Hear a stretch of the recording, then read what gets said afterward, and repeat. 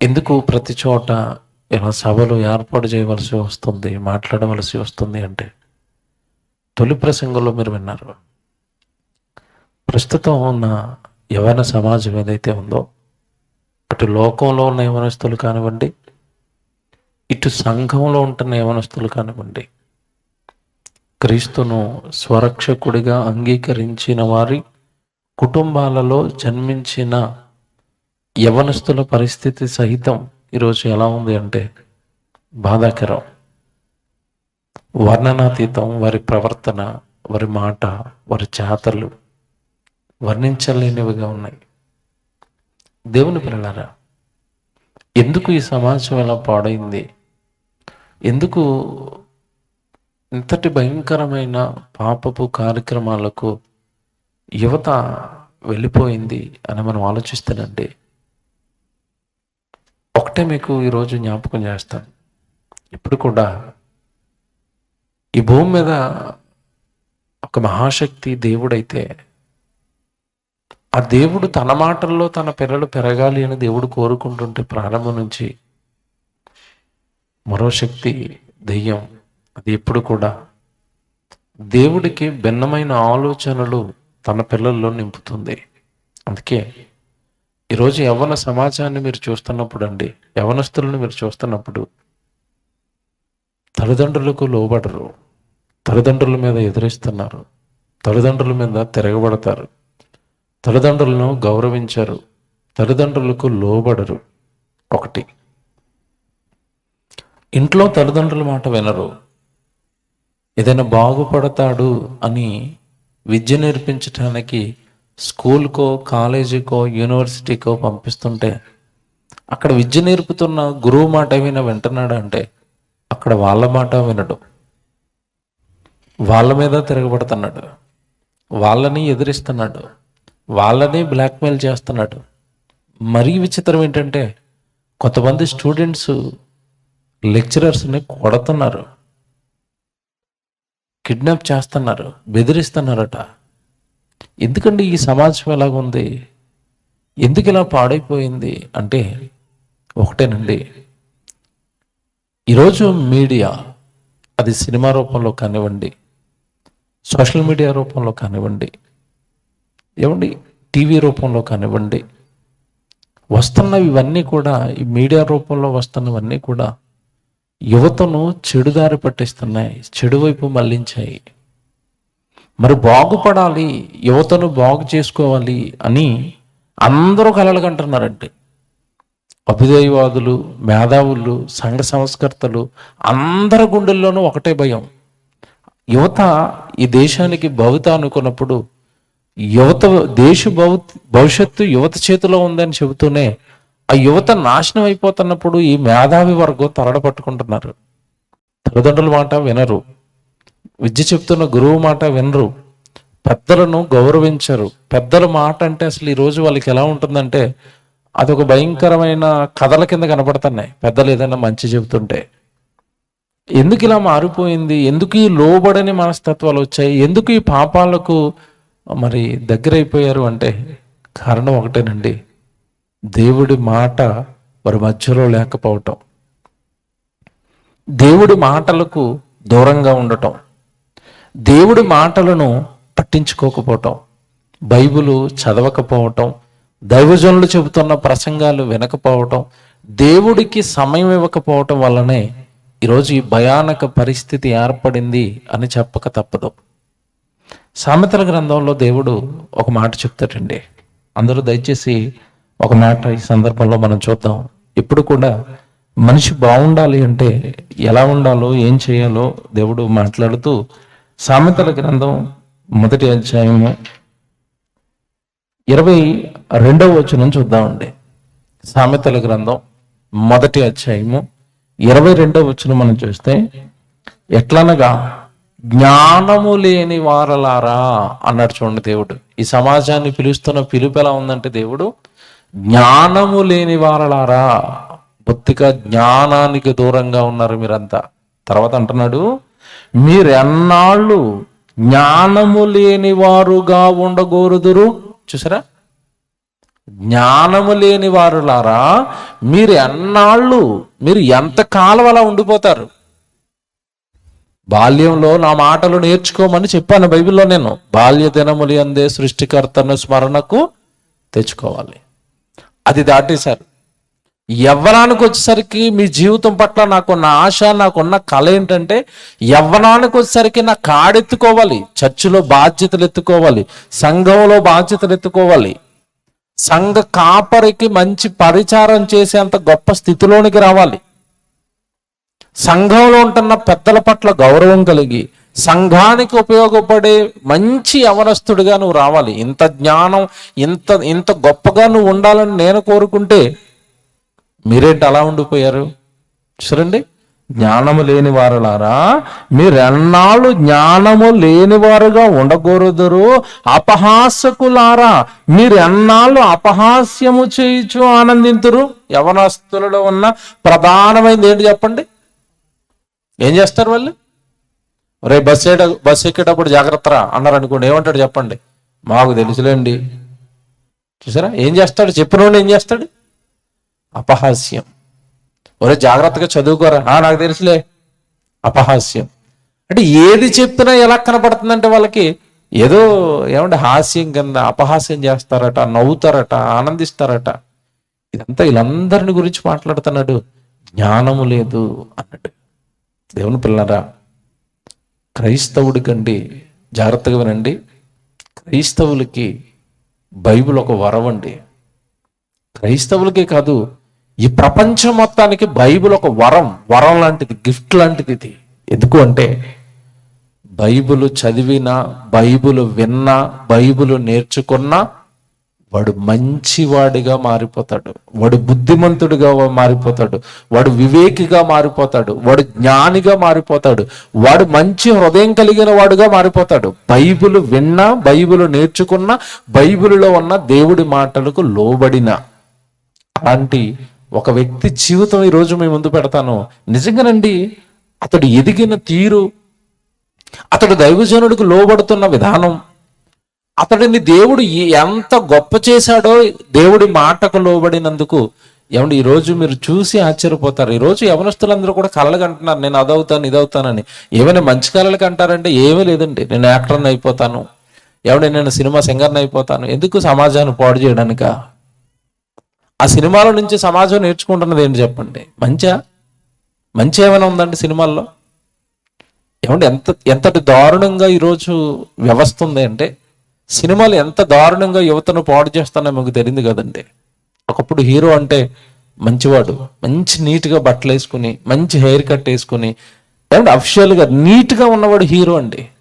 ప్రస్తుత హీరోలు ఏంటి చెప్పండి? మాసిపోయిన గెడ్డం ఇంత పొడుగ్గా పెంచుకుని, జుట్టు ఏమండి మొత్తం ఇటు పక్కలన్నీ తీసేసి పిచ్చుగూడు పెట్టినట్టుగా పైకి జుట్టు కటింగ్ పెట్టి, చిరిగిపోయిన బట్టలు వేసుకుని, అంతేనా హీరో? ఈరోజు ఇప్పుడు హీరో, సమాజానికి హీరో ఈడు కదండి ఈరోజు. చిరిగిపోయిన బట్టలు, ఏమంటే అశ్లీలంగా, ఏమంటే ఆడపిల్లలు ఏం తక్కువ కాదు, అశ్లీలం. ఆడపిల్లల వస్త్రధారణ మీరు చూస్తుంటారు, అసహ్యం. భర్తకు చూపించుకోవాల్సిన అవయవాలన్నీ కూడానండి బాహాటంగా సమాజానికి చూపిస్తూ చిన్న చిన్న బట్టలు వేసుకొని తిరుగుతూ, ఏమంటే ఆ రోజు ఆ సమాజంలో ఆ చూస్తున్న వాళ్ళందరినీ తప్పుడు ఆలోచనల వైపు మళ్ళిస్తూ, ఇటు స్త్రీలు ఇటు పురుషులు, ఏమంటే ఈ రోజున్న సమాజం సభ్య సమాజమా? ఈ రోజున్న సమాజం ఏమంటే యువత వస్త్రధారణ కానివ్వండి, వేషధారణ కానివ్వండి, మాట తీరు కానివ్వండి, వాళ్ళ వాళ్ళ వాళ్ళ వాళ్ళ కార్యక్రమాలు కానివ్వండి, ఎలాగున్నాయి, ఎంత దారుణంగా ఉన్నాయండి ఈరోజు. వీళ్ళందరికీ సిగ్గు తీసుకురావడానికే ఒక యవనస్తు వస్తాడు బైబిల్లోంచి. ఈరోజు సూపర్ హీరో అండి, యవనస్తులందరికీ రోల్ మోడల్ అతను. యవనస్తులందరూ ఖచ్చితంగా ఆయన జీవితాన్ని ధ్యానిస్తే, అతని జీవితం ఇప్పుడు నేను చెప్తాను, అతని జీవితం గురించి మీరు ఒక్కసారి మనసు పెట్టి ఆలకిస్తే, ఇలా కదా యవనస్తుడు ఉండవలసింది, ఇలాగుండాలని కదా దేవుడు జీవితాలు ఇచ్చాడు. దేవుని పిల్లలారా, నిజానికండి ఈ దేహాలు కట్టింది దేవుడు అండి. తల్లి గర్భంలో ఉమ్మనీటిలో 9 నెలలు ఈ దేహాన్ని కట్టి లోకానికి పంపించింది కన్న తండ్రి దేవుడు. మనం ఈ లోకానికి వస్తామని మన కొరకు ఈ విశ్వాన్ని కట్టింది తండ్రి. ఈ భూమి మీదకి వచ్చిన తర్వాత 60-70 ఏళ్ళ ఈ జీవితానికి దశలు పెట్టింది తండ్రి. బాల్య దశ, తర్వాత యవన దశ, నడిప్రాయం, వృద్ధాప్యం. ఈ దశలన్నీ పెట్టింది దేవుడు. ప్రతి దశలోనూ కూడా ఏం చేయాలో చెప్పింది దేవుడు. మళ్ళీ బాల్యంలో ఏం చేయాలో చెప్పాడు, యవనంలో ఏం చేయాలో చెప్పాడు, నడిప్రాయానికి వచ్చేసరికి ఎలాగ ఉండాలో చెప్పాడు, వృద్ధాప్యానికి వచ్చేసరికి ఎలాగ ఉండాలో చెప్పాడు. అన్నిటినీ చక్కగా బైబిల్లో దేవుడు రాయించిన పట్టించుకోక ఈరోజు యవ్వన సమాజం పాడైంది. బైబిల్లో నుండి నిజంగా మీరు మొదటి ప్రసంగంలో విన్నారు కదా, ఈరోజు యవనస్తులు కావాలి అందరికీ. రాజకీయ నాయకులకి ఎవరు కావాలి చెప్పండి ధర్నాలు చేయడానికి? ముసలోళ్ళని తీసుకెళ్తారా? కొన్ని పసిపిల్లల్ని తీసుకెళ్తారా? వీళ్ళ గురించి పోరాడడానికి, వీళ్ళ పార్టీ గురించి పోరాడడానికి ఎవరు కావాలి? యువకులు కావాలి. ఏమండి మంచి మంచి షాప్స్ ఉంటాయి సేల్స్ మెన్స్ కింద, ఎవరు కావాలి? యవనస్తులు కావాలి. ప్రతి చోట యవనస్తుడు యవనస్తుడు యవనస్తుడు యవనులే కావాలి, యవనులే కావాలి. అందుకే మీరు ఉద్యోగ ప్రకటనలు వేసేటప్పుడు ఏమైనా వేస్తారంటే 20 నుంచి 35 ఏళ్ల లోపు వారికి అవకాశం. అంటే నిండు యవ్వనంలో ఉన్న వాళ్ళే మాకు కావాలి, ఆ యవ్వనాన్ని మాకు ఇవ్వాలి. మరి దేవుడికి ఇవ్వా నీ యవ్వన బలాన్ని? ఆ యవ్వన బలంలో ఉన్నప్పుడు వచ్చే ఆలోచనలు దేవుడికి ఇవ్వా? నీ శక్తిని దేవుడికి ఇవ్వా? నీ కాలాన్ని దేవుడికి ఇవ్వవా? దేవుడు ఏం కోరుకున్నాడు తెలుసండి బైబిల్లో? ఆశ్చర్యపోతారు. కీర్తనల గ్రంథం ఒక మంచి మాట, యవ్వన బిడ్డల గురించి, యవనస్తుల గురించి దేవుడు మాట్లాడుతున్న ఒక మంచి మాట మీరు చూడండి. కీర్తనల గ్రంథం 144 కీర్తన 12వ వచనం చూద్దాం. కీర్తనల గ్రంథం 144 కీర్తన 12వ వచనం.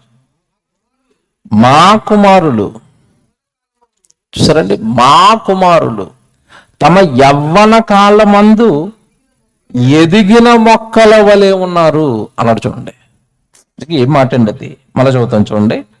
మా కుమారులు తమ యవ్వన కాలమందు ఎదిగిన మొక్క. దేవుడు యవనస్తులను ఏమంటున్నాడు అండి? ఎదిగిన మొక్క. ఎదిగిన మొక్క. ఎదిగిన మొక్క ఏమివ్వాలి? ఎదిగిన మొక్క ఏమివ్వాలి? ఫలాలు ఇవ్వాలి. ఎదిగిన మొక్క పళ్ళు ఇవ్వాలి. ఎదిగిన మొక్క ఎవరైతే పెంచారో, ఎవరైతే వేశారో ఆ యజమానుడికి ఉపయోగపడాలి. ఇప్పుడు ఈ రోజు భూమి మీద ఉన్న యవనస్తులు దశలోనికి పట్టుకొచ్చింది ఎవరు చెప్పండి? దేవుడు. యవ్వన బలాన్ని, ఆ శరీరంలో బలాన్ని పెట్టింది ఎవరు చెప్పండి? దేవుడు. ఈ యవనస్తులు దేవుడి దృష్టికి ఎలా ఉన్నారట? ఎదిగిన మొక్క అన్నాడు. సహజంగా మనం మొక్కలు వేస్తాం, మన ఇంటి ముందు వేస్తాం, మన పొలంలో వేస్తాం. ఒక జాన్ చెట్టు వేశారు, మొక్క. మీరు వేసిన వెంటనే దాని నుండి ఫలాలు కోరుకోరు. ఎదగాలండి, అప్పుడే ఫలాలు ఇవ్వదు. అది ఎదగాలి, నీళ్లు పోస్తారు. అది ఏవి జంతువులు తినేయకుండా దాని చుట్టూ కంచేశారు, ఎరువేస్తారు కొంతమంది. అలా ఏసి పెంచారు. 3వ సంవత్సరం, 4వ సంవత్సరం ఇక కాపు కాయవలసిన కాలం వచ్చింది, జామకాయలు ఇవ్వవలసిన కాలం వచ్చింది. వేసిన యజమాని ఎదురు చూస్తాడు, పళ్ళు ఎప్పుడు ఇస్తుందో. సంవత్సరం చూశాడు, ఇవ్వలేదు. నీళ్లు పొట్టాడు, ఎరువు వేశాడు. 2వ సంవత్సరం చూశాడు, ఇవ్వలేదు. 3వ సంవత్సరం చూశాడు, ఇవ్వలేదు. ఏం చేస్తాడు చెప్పండి? ఏం చేస్తాడు? ఫలాలు ఇవ్వని చెట్టును నేను పెంచటం ఎందుకు అని, నా నీళ్ళెందుకు వృధా అవ్వాలి, నా భూమి ఎందుకు వృధా అవ్వాలి, నా ఎరువు ఎందుకు వృధా అవ్వాలని చూసి ఫలించని చెట్టును ఏం చేస్తాడు? నరికేస్తాడు. ఈరోజు అండి యవ్వనం బలం దేనికి ఇస్తున్నారు? చాలా మంది అండి చదువులు వాళ్ళ జీవితం అంతా చదువుకే. ఆ చదువు అయిపోయిన తర్వాత ఉద్యోగానికి, ఆ ఉద్యోగం అయిపోయిన తర్వాత పెళ్లికి, ఆ పెళ్లి అయిపోయిన తర్వాత మళ్ళీ లైఫ్ లో సెటిల్ అవ్వడానికి, సంపాదనకి. ఇంకెక్కడ దేవుడికి ఇస్తావు నువ్వు? ఇదే జీవితం. ఇందుకే దేవుడు నేను పుట్టించింది. ఈ లోకంలో నువ్వు బ్రతికే 60-70 సంవత్సరాలలో నీ యవ్వన కాలం ఉండేది గట్టిగా 20 సంవత్సరాలు 30 సంవత్సరాలు అయితే దానిని మొత్తం లోకానికే నువ్వు అప్పగిస్తుంటాయి. నీ చదువుకు అంటున్నావు, నీ ఉద్యోగానికి అంటున్నావు, నీ సంపాదనకి అంటున్నావు, నీ పిల్లలు అంటున్నావు, ఏమంటే సెటిల్ అవ్వాలంటున్నావు, ఆస్తులు అంటున్నావు, సంపదలు అంటున్నావు. మరి పుట్టించిన దేవుడికి ఏమి ఇవ్వవా? అసలు కాస్తైనా దేవుడు పనికి కానీ, దేవుడు ఆలోచనలకు కానీ, నీ బలం కానీ, నీ శక్తి కానీ, నీ చదువు కానీ, నీ సంపాదన కానీ, నీ స్థితి కానీ దేవుడికి ఉపయోగపడినప్పుడు ఎందుకు అవి ఆ లోకంలో ఉన్నవన్నీ?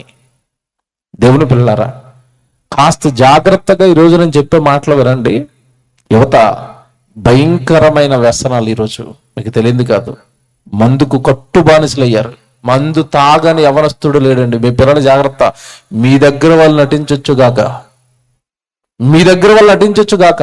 ఈరోజు పరిస్థితి ఎలా ఉందంటే, లోకంలో ఉన్న వాళ్ళు ఎలా రెచ్చగొడుతున్నారంటే యవనస్తుల్ని, మందు తాగని వాడు చెడ్డవాడు వెధవన్నట్టుగా క్రియేట్ చేశారండి. కనీసం సిగరెట్ అలవట్లేదా నీకు అంటే, ఒకప్పుడు అండి ఈ వ్యసనాలు ఉంటే చెడ్డవాడు, వ్యసనాలు లేనివాడు మంచోడు అనేవారు. ఇప్పుడు రివర్స్ అయింది. నువ్వు సిగరెట్ కూడా, కనీసం సిగరెట్ కూడా నీకు అలవాట్లేదు అంటే అది ఎలా మారిపోయిందంటే, సిగరెట్ తాగటం, మందు తాగటం ఎలా మారిపోయిందంటే అవేవో మనిషికి డిగ్రీలు కింద మారిపోయినాయి ఇప్పుడు. అంతే కదండి. ఒకప్పుడు తాగకపోతే మంచోడు అనేవారు, ఇప్పుడు తాగేవాడు చెడ్డవాడు అయిపోయాడు. ఎలా మారిపోయిందండి సమాజం? ఏంటి ఈ పరిస్థితులు ఏంటండి? ఇలాగ ఇంత దారుణంగా మారే ఏంటి పరిస్థితులు? పాటలు కూడా కట్టేశారు. పొగ త్రాగిన వాడు గాడిదట, ఓ సినిమా హీరో పాడుతున్నాడండి. సిగరెట్ కాల్చిన వాడు గాడిదట. ఏంటి ఈ సమాజం అంటే యువతను ఎటు తీసుకెళ్తుందంటే భయంకరమైన పాపాల వైపు, నేరాల వైపు. మన మధ్యకాలం మీకు తెలియదు కదండి, రెండు వార్తలు జ్ఞాపకం చేస్తాను. ఏంటో వార్తలు అంటే, 4 యవనస్తులండి. నేను అదే ఊరికి వెళ్ళాను మీటింగ్కి, గుంటూరు. కావలసి అక్కడ పెట్టించారండి యువత గురించి ఒక పాఠం వేసి. వాళ్ళ ఎక్కడైతే హత్యలు జరిగాయో, హత్యలు జరిగిన ఒక 4 కిలోమీటర్లో నా మీటింగ్ జరిగింది. ఏంటి అక్కడ జరిగింది అంటేనండి, యవనస్తుడు త్రాగి, రాత్రిపూట త్రాగడానికి దగ్గర డబ్బులు లేవు. మందు కావాలి, మందు తాగాలి. ఏం చేయాలో తెలియట్లేదండి. ఒక వాచ్మెన్ పాపం పేదవాడు, వాచ్మెన్ డ్యూటీ చేసుకున్నాడు. వైన్ షాప్ ముందు కూర్చొని ఉన్నాడు, కుర్చీ వేసుకుని. పొడుగాటి ఇనప రాడు తీసుకున్నారంటే నెత్తి మీద కొట్టేశారు వాచ్మెన్ని. రక్తం కారుకుంటూ చచ్చిపోయాడండి. ఆ ఇనప రాడుతో కొట్టి ఆ వాచ్మెన్ని చంపేసి ఆ షటర్ ఓపెన్ చేసుకుని మందు పట్టుకుని వెళ్ళిపోయారు. మందు తాగడానికి ఒక ప్రాణాన్ని తీసేశారండి. మందు తాగడానికి ఒక ప్రాణాన్ని తీసేశారు. ప్రస్తుతం చూడండి యవనస్తుడు ఏ స్థితికి వెళ్ళాడో మీరు చూడండి. దానికి కొంచెం ఒక 2 కిలోమీటర్ల దూరంలోనండి అదే సేమ్ రోజు మరొక 2 యవనస్తులు. వాళ్ళు ఏం చేశారంటే, రాయల్ ఎన్ఫీల్డ్ షాప్ ఉంది. ఆ బైక్స్ అంటే ఇష్టం, కానీ చాలా ఖరీదు, లక్షలు ఖరీదు అవి. వాళ్ళు కూడా ఏం చేశారంటే, అక్కడ కూర్చున్న వాచ్మెన్ చంపేసి ఆ షటర్ ఓపెన్ చేసి 2 బైకులు పట్టుకుని వెళ్ళిపోయారు. రాయల్ ఎన్ఫీల్డ్ బండి మీద తిరగాలని. చూసారా, ఒకడికేమో మందు పిచ్చి, ఒకడికేమో రాయల్ ఎన్ఫీల్డ్ పిచ్చి, ఒకడికి సినిమాలు పిచ్చి, ఒకడికి అమ్మాయిలు పిచ్చి, ఒకడికి వ్యభిచారం పిచ్చి. ఏంటండి ఇది? అసలు యవ్వన సమాజం ఇది. వీళ్ళ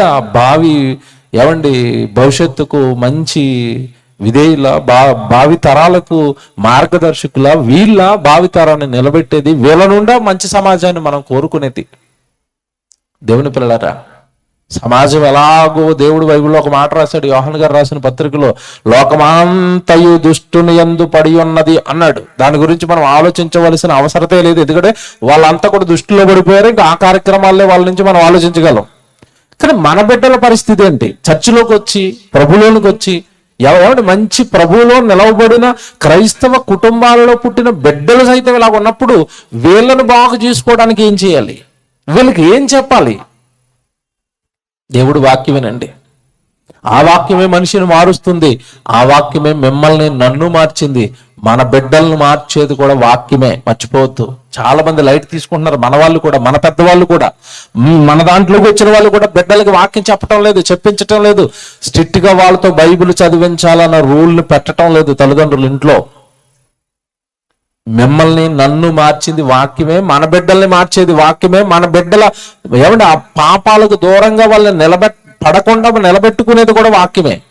ఆ వాక్యానికి మన జీవితాల్లో చోటు లేనప్పుడు మన పిల్లల భవిష్యత్తు మనం ఎలా మంచిగా ఊహించుకుంటామని చెప్పండి. దేవుని పిల్లలారా, బైబిల్లో ఒక యవనస్తుడు కనపడతాడండి. మనం ఈ రోజు ఉన్న సమాజం అంటున్నాం పాడైపోయిందండి అని. ఒకప్పుడు అలాంటి భయంకరమైన పాపాలతో, నేరాలతో నిండుకుపోయిన సమాజంలో నుంచి వచ్చాడు ఒక యవనస్తుడు. అదే టైటిల్ వేసాం, పరిచారముతో ప్రారంభమై నాయకుడిగా ఎదిగిన యవనస్తుడు. ఎవరి యవనస్తుడు అంటే బైబిల్లో మీకు కనబడతాడు, మీరు చూడండి. సంఖ్యాకాండం మనం చూద్దాం. 11వ అధ్యాయము 28వ వచనం బైబిల్లో చూద్దాం. సంఖ్యాకాండం 11వ అధ్యాయము ఏమండి 28వ వచనం. సంఖ్యాకాండం 11వ అధ్యాయము ఏమండి 28వ వచనం చదువుతున్నారు. మోషే ఏర్పరుచుకొనిన వారిలో నూను కుమారుడును మోషేకు పరిచారకుడునైన యెహోషువ. ఏమండి ఇక్కడ ఒక పదం పడించుకోండి, మీరు జాగ్రత్తగా 28వ వచనం చదవండి.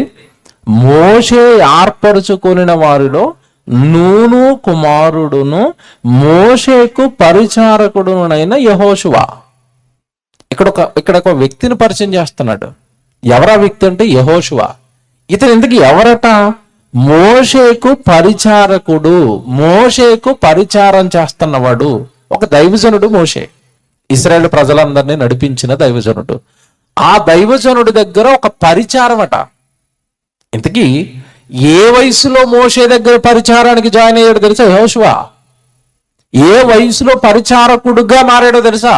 ఏ వయసులో సేవకుడికి సపోర్ట్గా పరిచారం చేయడానికి వెళ్ళాడో తెలుసా? ఒకసారి నిర్గమకాండం మీరు చూడండి, 33వ అధ్యాయం 11వ వచనం. నిర్గమకాండం 33వ అధ్యాయము, అందరు చూడండి. నిర్గమకాండం 33వ అధ్యాయము 11వ వచనం చూద్దాం. నిర్గమకాండం 33వ అధ్యాయం 11వ వచనం. మనుషుడు తన స్నేహితునితో మాట్లాడునట్లు యెహోవా మోషేతో ముఖాముఖిగా మాట్లాడుచుండెను. తరువాత అతడు పాలెములోనికి తిరిగి వచ్చుచుండెను.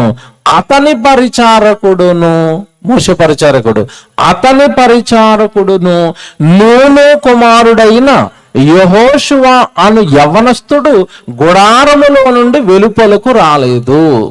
యెహోషువ గారి గురించి చెప్తున్నది ఏంటంటే ఇక్కడ యెహోషువ యవ్వనస్తుడు. ఎంత బాగుంది. అంటే యవ్వన కాలంలో ఒక దైవజనుడికి పరిచారకుడిగా మారాడు. ఇప్పుడు ఇతని చరిత్ర ఏంటండి? వీళ్ళెవరు? ఇశ్రాయేలీయులు. మోషే వెళ్ళక మునుపు ఇశ్రాయేల్ అంతా ఎక్కడున్నారు మీకు తెలియదు కదా? ఎక్కడున్నారు? మోషే విడిపించడానికి నాయకుడిగా వెళ్ళక మునుపు ఇశ్రాయేల్ అంతా ఎక్కడున్నారు చెప్పండి? ఐగుప్తు దేశంలో 430 సంవత్సరాలు బానిసత్వంలో ఉన్నారు. బానిసత్వంలో ఉన్నప్పుడు వీళ్ళ బ్రతుకులేంటో తెలుసండి. బానిసత్వంలో ఉన్నప్పుడు వీళ్ళ జీవన విధానం ఏంటో తెలుసా?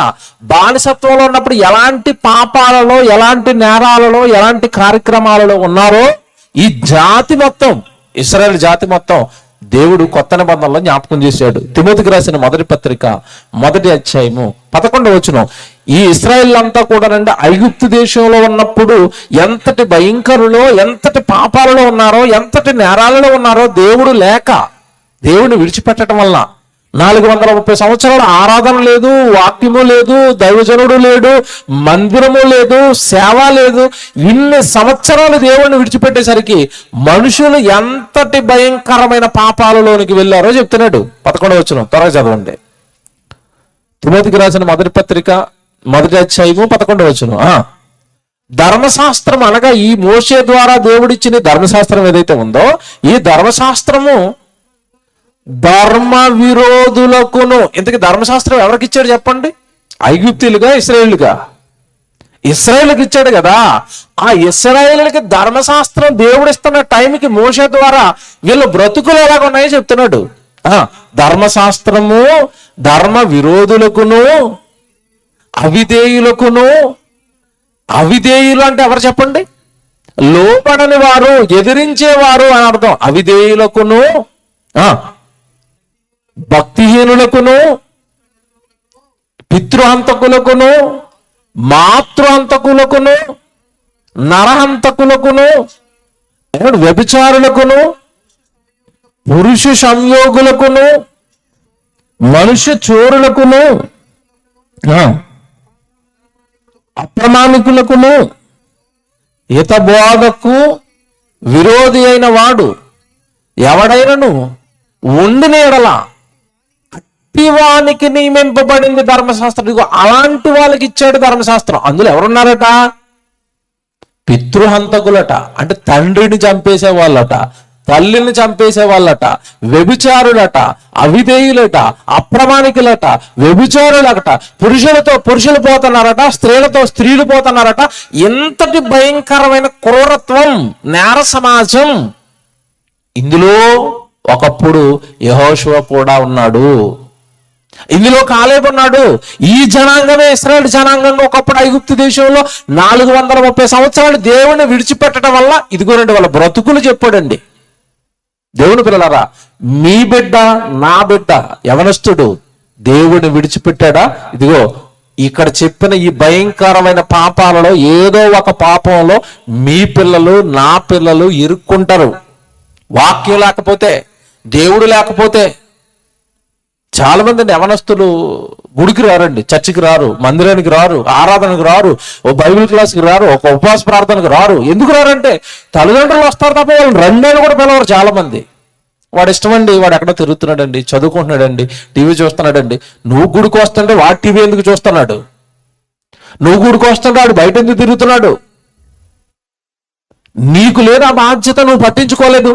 అందుకే వాడు భయంకరమైన నేరస్తుడిగా, పాపిగా ఒక రోజు నీ కళ్ళ ముందు నిలబడతాడు. నేను పలానా పాపం చేసి పోలీసులకు దొరికిపోయాను, నేను పలానా పాపం చేసి నేరస్తుడిగా నిలబడ్డాను, నేను పలానా పాపం చేసి మనుషులకు దొరికిపోయానని మీ పరువు, మీ కుటుంబ పరువు తీయడానికి వాడు రెడీ అవుతున్నాడు. వాక్యం లేక, వాక్యం చెప్పక, వాక్యం నేర్పించక. ఇది వీళ్ళ పరిస్థితి అదే. వ్యభిచారులట, దొంగలట, నరహంతకులట, మాతృహంతకులట, పితృహంతకులట. కారణం ఏంటంటే దేవుడు లేని జీవితం, దేవుడు వాక్యం లేని జీవితం ఇది. ఏమని ఇంతటి భయంకరమైన నేర సమాజాన్ని మోషేను పంపించి ఐగుప్తు దేశంలో నుండి విడిపించి నడిపించి అరణ్యంలో నడిపిస్తున్నప్పుడు అండి, మోషే ద్వారా చెప్పబడుతున్న సంగతులకు, వాక్యానికి ఒక వ్యక్తి పట్టుపడ్డాడు. ఆ వ్యక్తే యెహోషువ. 10 ఆజ్ఞలు ఇచ్చాడు కదండి. వ్యభిచరించొద్దు, దొంగతనం చేయవద్దు, పొరుగువాని దేన్ని ఆశించొద్దు, నేను తప్ప ఎవరిని పూజించకూడదు, విశ్రాంతి దినాన్ని మీరు పాటించాడు. ఎందుకు ఇచ్చాడు అనుకున్నారు? ఆజ్ఞలన్నీ ఆజ్ఞల ద్వారా పాపాన్ని మాన్పించడానికి ఇచ్చాడు ఇశ్రాయేలుకి. ఆ జనాంగంలోనే యెహోషువ అన్నాడు. నిజంగానండి, మోషే దైవజనుడు చెప్పిన వాక్యాలకండి కట్టుబడిపోయాడండి. చిచ్చిచ్చి ఇంతకాలం మేము పాపం చేసాం, ఆ జనాంగంగా ఐగుప్తు దేశంలో ఉండిపోయి దేవుడు లేక ఇప్పుడు దేవుడు వ్యభిచరించొద్దు అంటున్నాడు, దొంగతనాలు వద్దన్నాడు, నేరాలు వద్దన్నాడు. కనుక ఇదిగో నా జీవితాన్ని మార్చుకుంటున్నానండి మోషే గారు, మీరు చెప్పినట్టుగా మీ దగ్గర ఉంటాను, మీకు పరిచయం చేస్తాను, మీరు చేయమన్నట్టుగా చేస్తాను, ఇదిగో నా బ్రతుకును మీకు అప్పగిస్తున్నాను అని ఒక యవ్వన కాలంలో యవ్వనస్తుడైన అతను ఆ భయంకరమైన జనాంగంలోంచి వచ్చి కూడా అతని జీవితాన్ని మోషేకి అప్పగించాడు. అక్కడ మోషే ధైర్యంగా చెప్తున్నాడు, ఇదిగో నా పరిచారకుడు యవ్వనస్తుడైన యెహోషువ. ఇంకో సంగతి తెలుసండి, యెహోషువ గారి పేరు యెహోషువ కాదు, ముందు హోషేయ అని ఉంటది. ఆ పేరు మార్చింది కూడా మోషేనే. నైనా నీకు యెహోషువ అని పేరు పెడుతున్నానని పేరు పెట్టాడు. దేవుని పిల్లలారా, అతని జీవితం అండి ఎప్పుడైతే పరిచారకుడుగా దైవజనుడి దగ్గర ఏమన్నా అతను వెళ్ళటం ప్రారంభమైందో అక్కడ నుండి అతని జీవితం మీరు చూడాలండి, ఎంత గొప్పగా, ఎంత మాదిరికరంగా, ఎంత విజయాలతో ముందుకు సాగింది యెహోషువ గారి జీవితం. అంటే అంత గొప్పగా సాగింది. ప్రతి క్షణం మోషేకండి సేవలో ప్రతి క్షణం గుర్తొచ్చే వ్యక్తి ఎవరు అంటే యెహోషువ. యుద్ధానికి వెళ్ళాలంటే యెహోషువ, పరిచారం చేయాలంటే యెహోషువ. పేరు మారుమ్రోగిపోయిందండి ఇశ్రాయేలు సమాజం మొత్తంలో. యెహోషువ, యెహోషువ, యెహోషువ, యెహోషువ. కారణం లోబడ్డాడు, పాపాలు వద్దనుకున్నాడు, నేరాలు వద్దనుకున్నాడు. మోషే చెప్పిన వాక్యానికి లోబడి దైవజనుడి దగ్గర పరిచారకుడిగా జాయిన్ అయ్యాడు. అక్కడ నుండి అతని జీవితం చూడండి ఇప్పుడు ఎలా ఉంటుందో మీకు చూపిస్తాను. ఈరోజు యువతకి ఇతను ఒక రోల్ మోడల్ కదండి. బ్రతుకును బాగు చేసుకోవడానికి యెహోషువ ఒక రోల్ మోడల్ కదండి. మన చుట్టూ ఏమైనా మంచి సమాజం ఈ రోజు లేరా? నరహంతకులు ఈ రోజు లేరా? వ్యభిచారులు ఈ రోజు లేరా? దొంగలు అందులో ఉండక చక్కగా ఏమన్నా ఆ సమాజాన్ని విడిచిపెట్టి బ్రతుకును మార్చుకుని మోషే గారి పాదాల చెంత జీవితం పడేసరికి ఎంత బాగా మారిందో యెహోషువ అది చెప్తాను. ఈరోజు జాగ్రత్తగా వినాలి. యవనస్తుల గురించి ఏం కలలకన్నాడు తెలుసండి దేవుడు. ఏమనుకున్నాడు తెలుసా?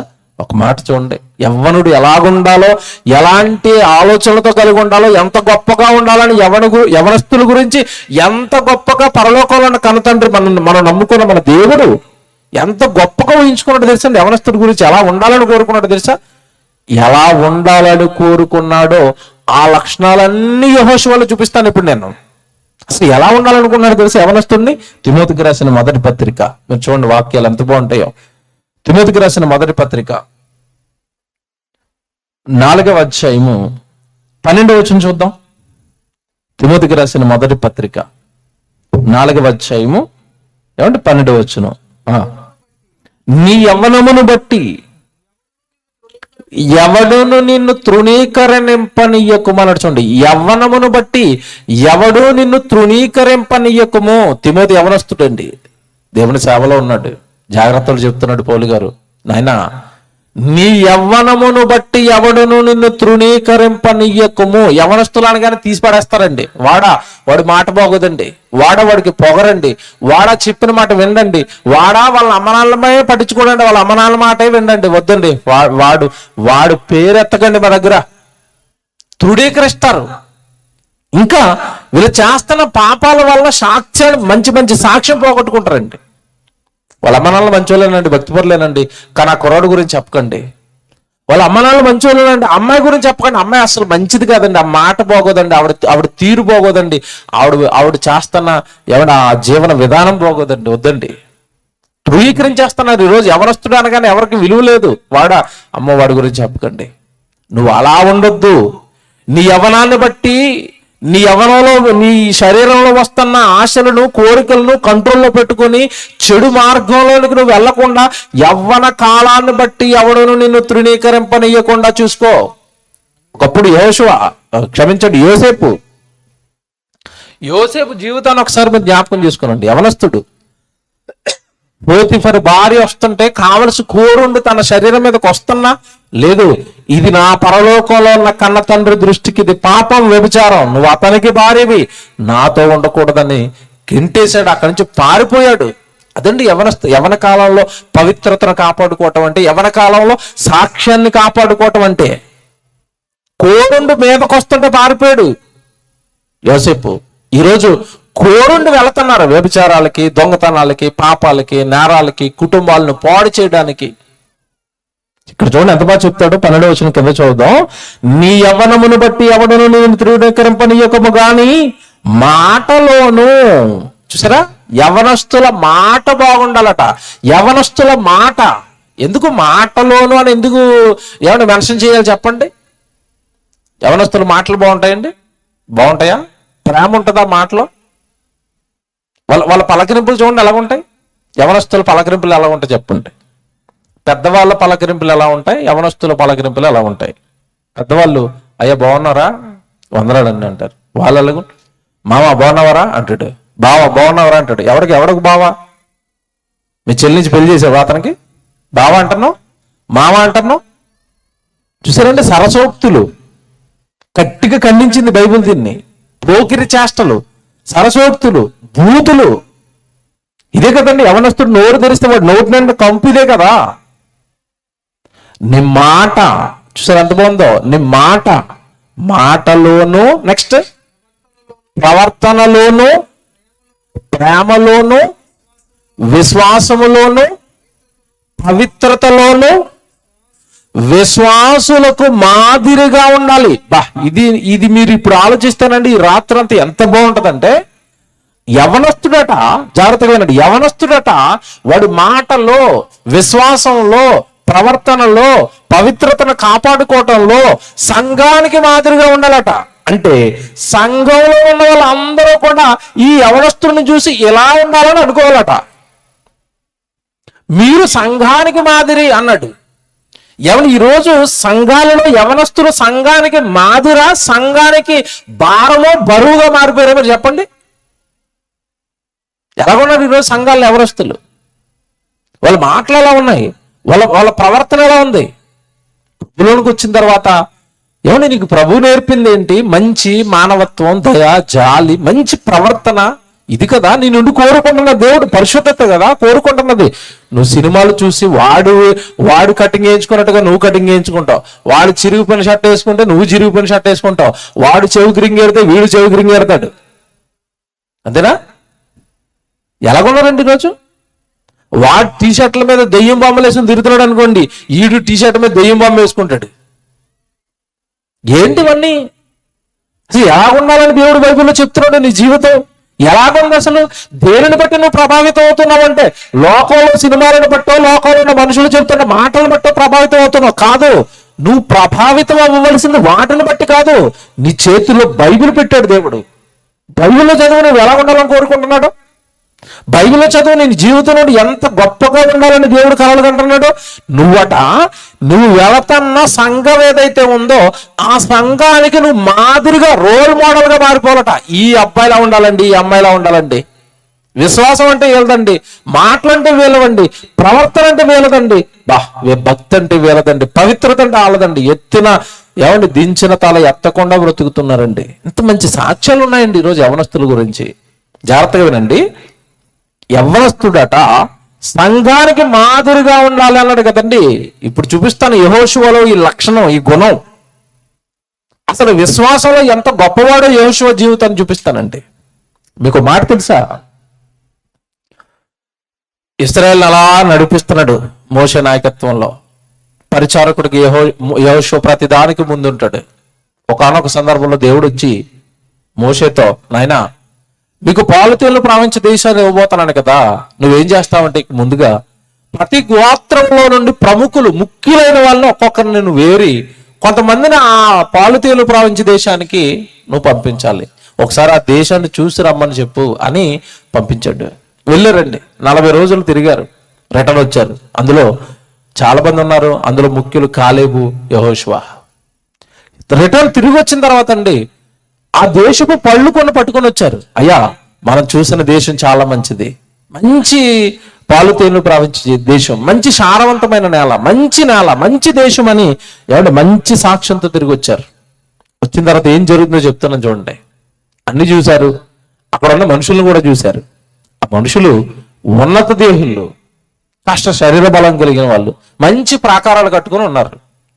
రివర్స్ వచ్చిన తర్వాత అండి కాలేబు మంచి సాక్ష్యం ఇచ్చాడు, దేవుడు ఆ దేశాన్ని మనకి ఇస్తాడు అని చెప్పాడు. యెహోషువ కూడా అలాగే అన్నాడు. కానీ ఆ దేశానికి వెళ్ళి తిరిగి వచ్చిన వారిలో కొంతమంది అండి మొత్తం ఇశ్రాయేలు సర్వ సమాజం, సంఘం మొత్తాన్ని గలిబిలి చేశారు.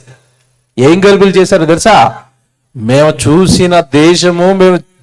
చూసిన దేశాన్ని దేవుడు మనకి ఇవ్వబోతానన్నాడు కదా, ఆ దేశంలో ఉన్న మనుషులంతా కూడా ఉన్నత దేహులు, నెఫీలీలు, వాళ్ళను మనం జయించటం మన వల్ల కాదు.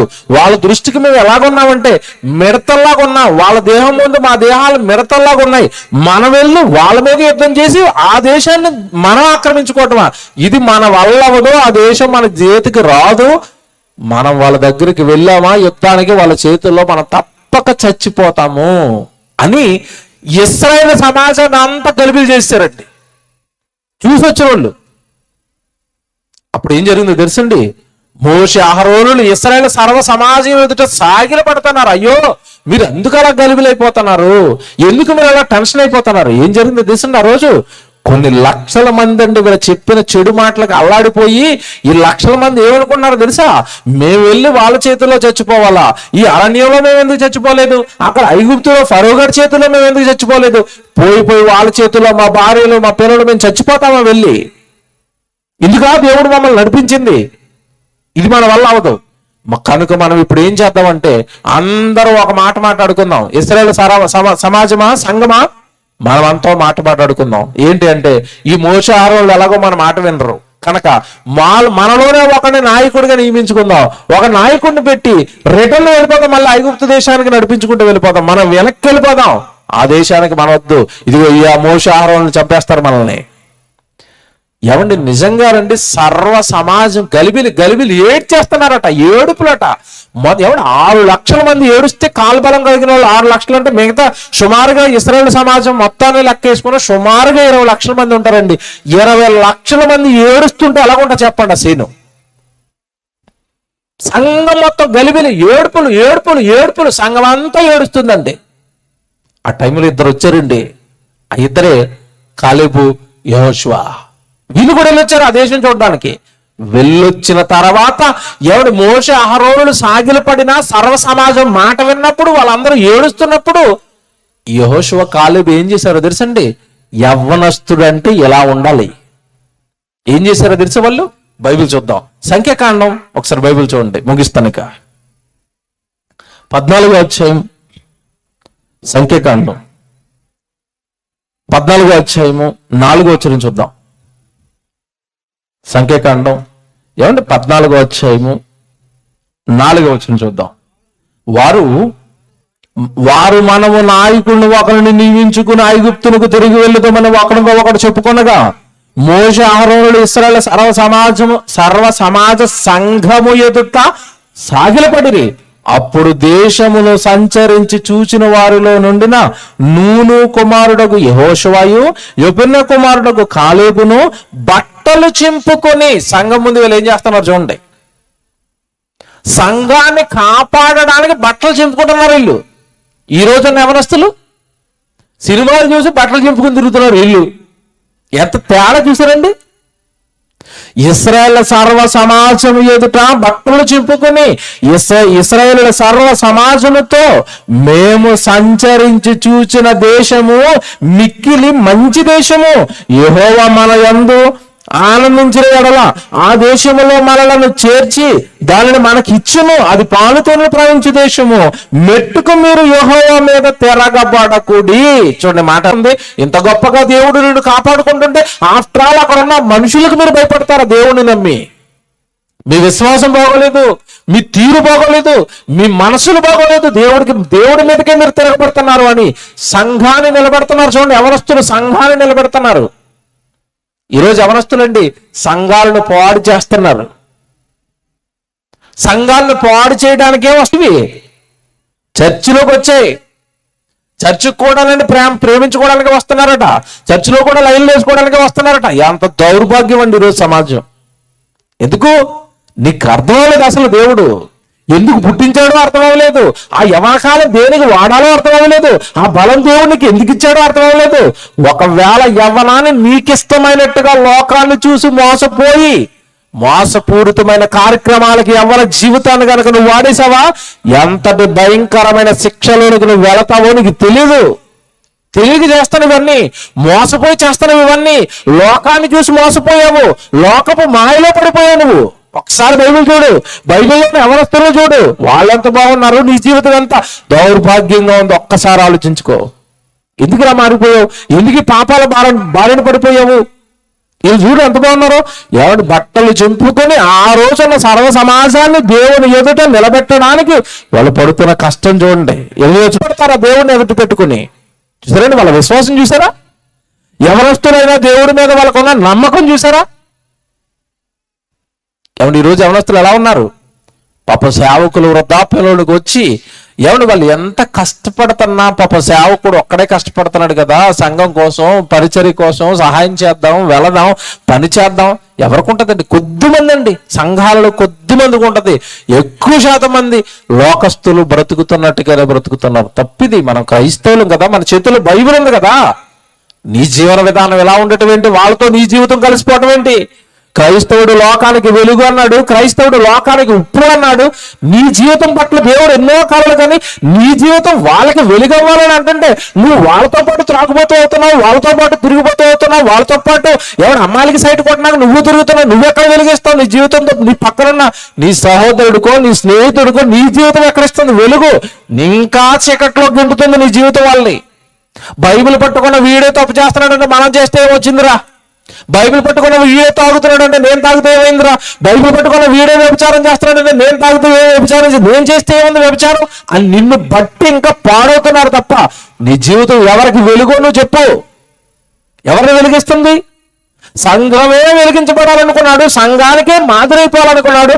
సంఘంలో ఉన్న నీ మాటను బట్టి సంఘం మాటలు బాగు చేసుకోవాలట. నీ ప్రవర్తనను బట్టి సంఘం తన ప్రవర్తనను బాగు చేసుకోవాలట. నువ్వు సంఘాలకు ఒక రోల్ మోడల్ అట, నువ్వు సంఘాలకు ఒక మాదిరట. అన్ని కాలాలు యవనస్తుల మీద దేవుడు పెట్టుకుంటే ఈ రోజు యవనస్తులు ఎలా ఉన్నారు? ఇదిగో బైబిల్లో చెబుతున్న ఈ యవనస్తులు ఎలా ఉన్నారు? మనం ఇందాక చెబుతున్న తిమోతి, అతని జీవితం ఎలా ఉందండి యవన కాలంలో దేవుని ఎదుట? దేవుని పిల్లలారా ఎంత బాగున్నాయి. ఇప్పుడు అంటాడు కిందకి వెళ్ళేసరికి, మీరు ప్రజలకు భయపడకుడి, వారు మనకు ఆహారమగుదురు. చూసారా? ఏం విశ్వాసం అండి, ఏం భక్తి! ఎందుకు మీరు మనుషులు భయపడతారు? మేము చూసొచ్చే వాళ్ళు వెళ్ళి ఆ చూసిన వాళ్ళు ఇగో ఈ మనుషులు చెడ్డ సాక్ష్యం చెప్తున్నారు కదా, వాళ్ళు బలవంతులని, వాళ్ళు జయిస్తారని ఏవో కళ్ళబొల్లి మాటలు చెప్పి మీ మనసులను పాడు చేస్తున్నారు కదా, ఆ మనుషులతో పాటు మేము ఉన్నాం, మేము వెళ్ళాం ఆ దేశానికి, మేము చూసొచ్చాం. దేవుడు తలుచుకుంటే వాళ్ళను మనకు ఆహారంగా మార్చేస్తాడు. మీరు మనుషులకు భయపడతారా? చూసారండి, సంఘానికి అలాంటి ధైర్యం ఇస్తున్నారండి. అంటే యవనస్తులు సంఘానికి ధైర్యమా? యవనస్తులు సంఘానికి బలమా? యవనస్తులు సంఘానికి మాదిరా? చూసారండి బైబిల్ ఎలాగుందో. ఈరోజు యవనస్తులు ఎలాగున్నారు? బైబిల్లోని యవనులు ఎంత బాగున్నారు? భయంకరమైన పాపపు కార్యక్రమాలలో నుండి, పాపపు జనాంగంలో నుండి ఏమంటే మట్టిలో మాణిక్యంలో కనపడటం లేదు యెహోషువ జీవితం. ఎవడు నిజంగా ఎప్పుడైతే ఇలాంటి కార్యక్రమాలకి వీరోచితంగా సంఘాన్ని కాపాడడానికి యెహోషువ ముందుకొస్తున్నాడో దేవుడి దృష్టిలో పడిపోయాడండి. భలే కొడుకు దొరికాడు నాకు. యవనుడు అంటే ఇలాగుండాలి భక్తి, ఇలా ఉండాలి నా మీద నమ్మకం. భలే కొడుకు దొరికాడు. మోషే తదనంతరం మోషేతో చెప్తున్నాడు దేవుడు, నాయనా మోషే నీ కాలం అయిపోయింది, మరి నా తర్వాత ఎవరు నాయన నాయకుడు అంటే ఎవరి పేరుని చెప్పాడు తెలుసండి దేవుడు. నీ నాయకత్వపు బాధ్యతలు ఎవరికి ఇవ్వాలో తెలుసా? నీ తర్వాత నేను అభిషేకించిన వాడు, నేను నిలబెట్టుకుంటున్నవాడు యెహోషువ. ఏంటండి, ఎక్కడ ప్రారంభమైంది చెప్పండి అతని జీవితం? ఎక్కడ ఒక భయంకరమైన పాపిష్టి జనాంగంలో, నేరాలు చేస్తున్న జనాంగంలో ప్రారంభమై ఎవడు కేవలం దేవుడి వాక్యం చెబుతున్న మోషే గారి మాటలకు ఆకర్షింపబడి పరిచారం చేయడానికి మోషే దైవజనుడి దగ్గర తన జీవితాన్ని ప్రారంభించి ఎవడు యుద్ధాలు చేసి దేవుడి మనసు గెలిచి ఇదిగో సంఘాన్ని కాపాడి ఎన్నో వీరోచితమైన కార్యక్రమాలతో దేవుడి మనసులో స్థానాన్ని సంపాదించి చివరికి ఏమైపోయాడు తెలుసండి?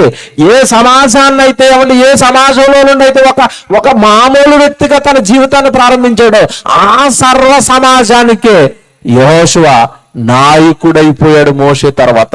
అది దేవుడు నీ వెనకాలంటే నీకు జరిగేది. దేవుడి పైన నువ్వు ఆధారపడితే నీకు జరిగేది ఇదే.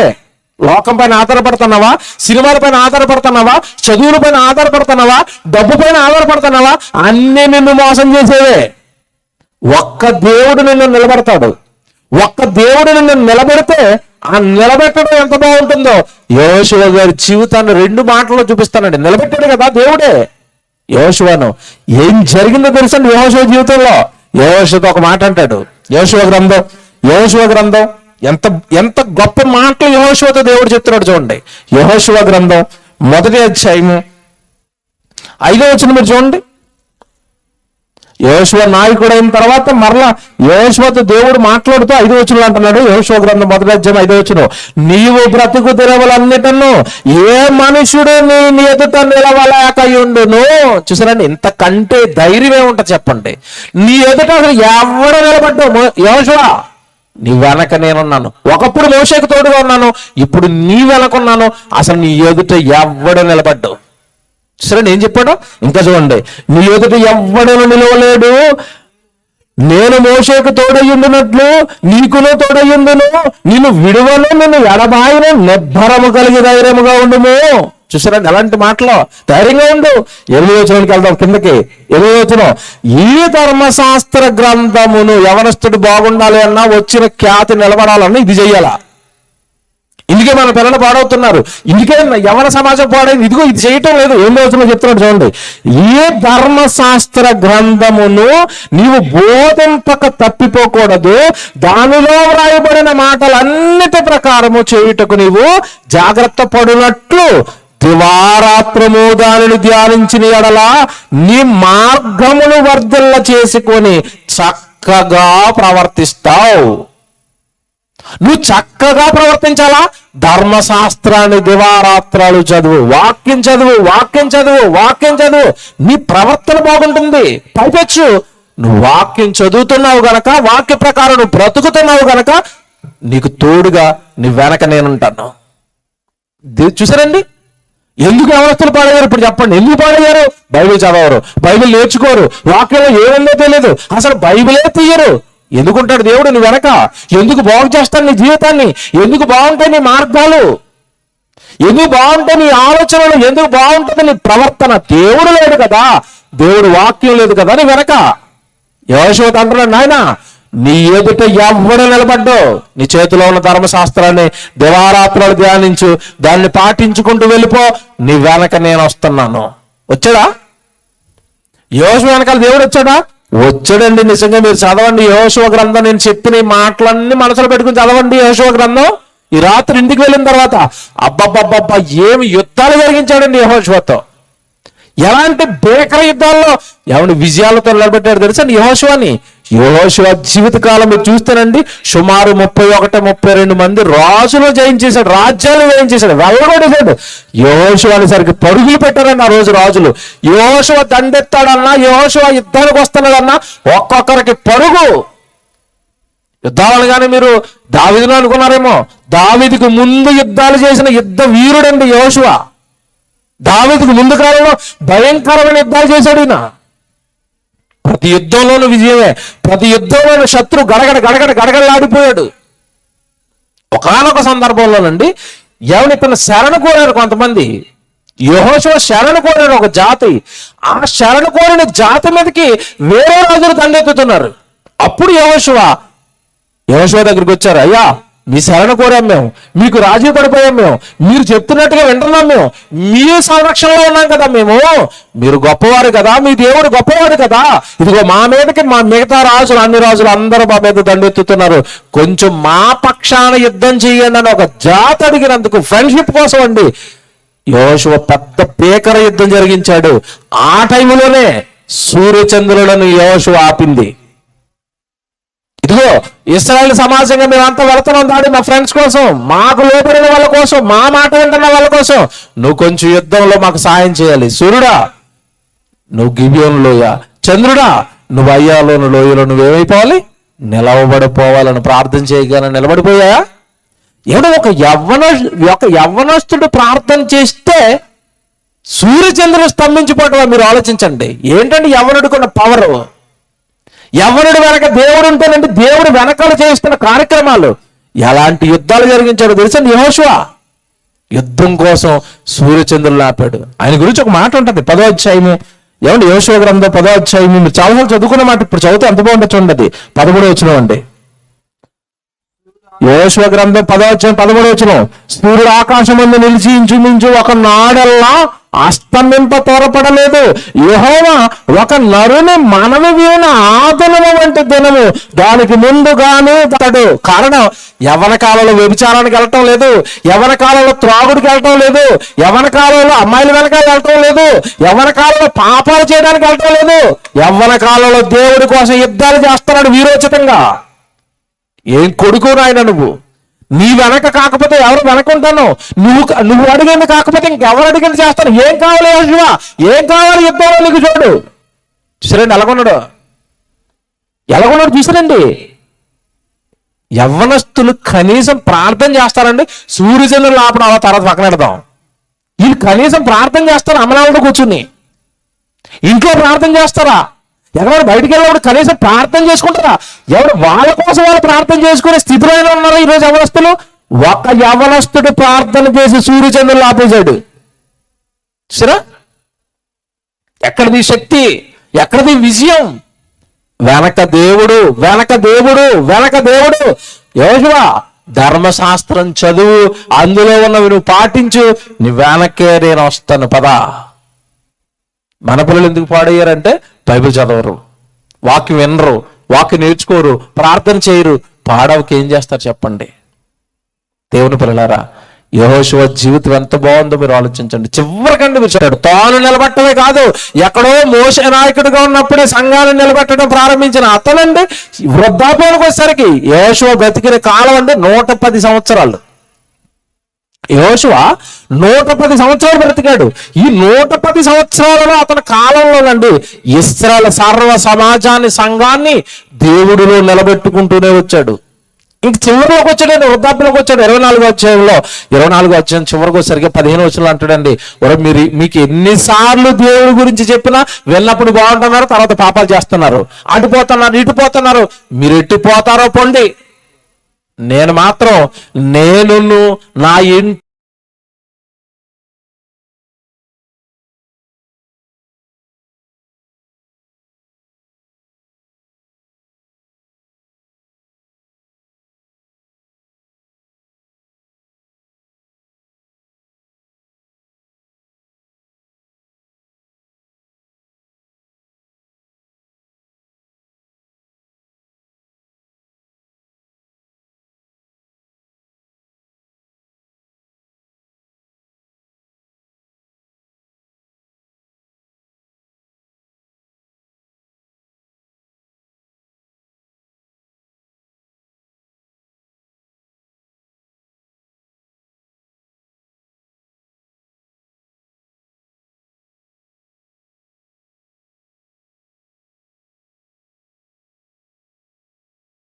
వారును యెహోవానే మేము సేవిస్తాం, పూజిస్తాం. మా దేవుడు యెహోవాయే. అంటే యవ్వన కాలంలో ప్రారంభమై దేవుడిలో 110 సంవత్సరాలు వృద్ధాప్యం వచ్చే వరకు దేవుడే దేవుడే దేవుడే దేవుడే, దేవుడి పక్షాన యుద్ధాలే. ఏంటండి ఈయన జీవితం? ఎంత బాగున్నాడండి యెహోషువ. కారణం దేవుని పిల్లలారా, వాక్యానికి పట్టుపడ్డాడు, దైవజనుడికి పట్టుపడ్డాడు, యవ్వన కాలంలోనే సేవ చేయటం అలవాటు చేసుకున్నాడు, లోబడటం అలవాటు చేసుకున్నాడు, పాపాలకు దూరంగా ఉండటం అలవాటు చేసుకున్నాడు, పాపపు మనుషులకు పాపపు మాటలకు దూరం అయిపోయి దైవజనుడికి పరిచర్యకి దగ్గరగా జీవితాన్ని ప్రారంభించాడు. యవ్వన కాలంలో పండింది జీవితం, బాగుపడింది జీవితం, దేవుడికి ఉపయోగపడింది జీవితం, దేవుడికి ఎన్నో విజయాలు తెచ్చింది ఆ జీవితం.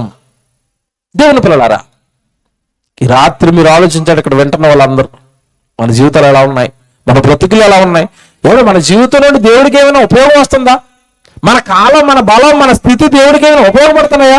యెహోషువ ఎంత గొప్పగా దేవుడిని మెప్పించాడా? ఏమంటే ఈరోజు బైబిల్ ఎలా మారిపోయిందంటేనండి, బైబిల్ ఎలా మారిపోయిందంటే చెప్పడం కూడా తప్పు చెప్పారండి. మోషే కథ, దావీదు కథ, యెహోషువ కథ, కథలా? బైబిల్లో ఉన్న కథలా జీవితాలు చెప్పండి. కథ అనగానే ఒక రాజు ఉన్నాడట, ఆడున్నాడో లేదో తెలియదు, అది కథ. బైబిల్లో ఉన్నది యెహోషువ కథ కాదు, యథార్థ గాథ. బైబిల్లో ఉన్న దావీదు కథ కాదు, యథార్థ గాథ జీవితం. నీలాంటి ఒక మనిషి అతను. అవి కథలైనందుకే మన బ్రతుకులు మారలేదు ఈరోజు, యథార్థ గాథలవి. నువ్వు అలాగే బ్రతకాలని దేవుడిని కొరకు రాయించిన జీవితాలవి. కయ్యూల జీవితాన్ని పెట్టాడు, నరహంతకుడు అవ్వద్దు అంటున్నాడు. ఇస్కరియోతు యోధా జీవితాన్ని పెట్టాడు, అలా దొంగ అయిపోవద్దు అంటున్నాడు. దావీదు జీవితాన్ని పెట్టాడు, దివారాత్రాలు బైబిల్ ధ్యానించి దేవుడి కొరకు సేవ చేయంటున్నాడు. దేవుని పిల్లలారా, బాగా ఆలోచించుకోండి. రాత్రి ఒక మాట చివరిగా నేను చెప్పాలి. యవనస్తుల గురించి దేవుడి కన్నా కళ ఒక్క మాట చెప్పి ముగిస్తాను. తిమోతికి రాసిన పత్రిక 2వ పత్రిక 2వ అధ్యాయం చూద్దాం. 20వ వచనం చదువుదామండి.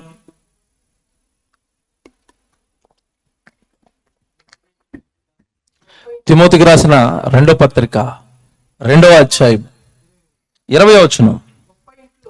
గొప్ప ఇంటిలో వెండి పాత్రలను బంగారు పాత్రలను మాత్రమే కాక కర్రవియు